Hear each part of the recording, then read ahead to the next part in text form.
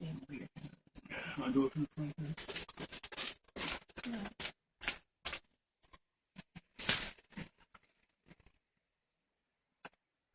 Don't let go until you tell me.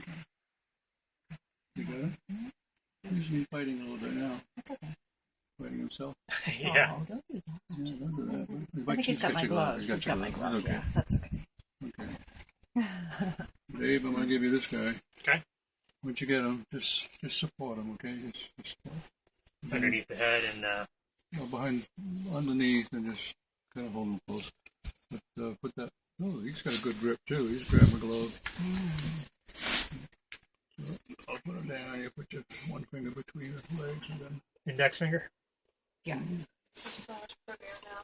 It's so funny when they're it's these fluffy little. Yeah. Once you've got the legs, you got it. Okay. Once you got the legs, you don't let go. Okay. So you don't want to fly around. You're stuck for life now. You got to keep away from your face. They can at any time change their disposition. So Close to the body. Wherever you're comfortable with. Okay. Whatever you're comfortable with.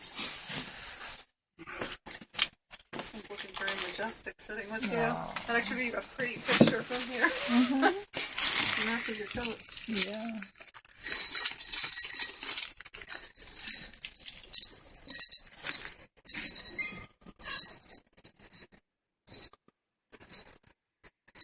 Depending upon whether they're. I'm sorry.